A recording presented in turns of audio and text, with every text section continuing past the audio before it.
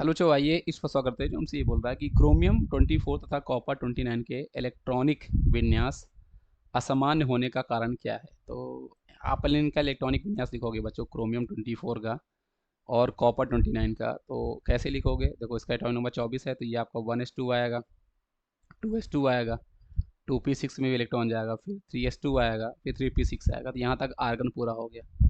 इसके बाद आपको ध्यान रखना होता है, इसके बाद अगला इलेक्ट्रॉन आपके पास 4s में जाता है, फिर अगला आपका 3d जाता है। अब होता क्या है कि लॉजिक के हिसाब से s में 2 इलेक्ट्रॉन भर सकते हैं, तो यहाँ पे आना चाहिए 4s2 और 3d 4 बचा वाला, क्योंकि यहाँ तक इलेक्ट्रॉन आपने 18 भर दिया है, 18 आपने ऐसा भर दिया है। उसके बाद अगला आपके पास आना चाहिए 4s2, 2 20 और 24।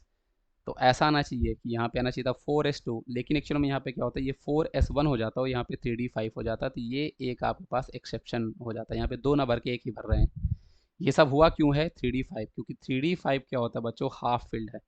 और जब कभी भी कोई भी ऑर्बिटल हाफ फील्ड होते हैं तो वो ज़्यादा स्थायी रखते हैं, ज़्यादा स्थायित्व आपका वो रखा करते हैं। तो ज़्यादा स्थायित्व होने के कारण बच्चों ये आपके पास ऐसा हुआ है।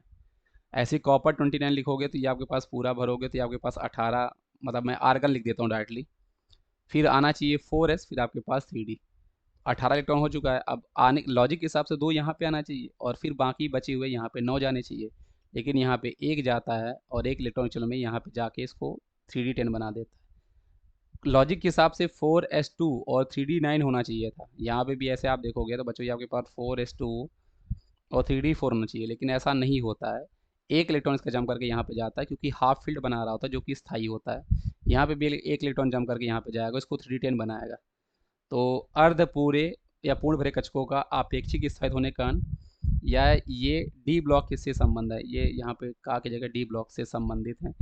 तो डी ब्लॉक से संबंधित है, इससे कोई लेना देना नहीं होता है बच्चों, है ना। ऐसा कोई डी ब्लॉक हमारा कोई स्पेशल नहीं है।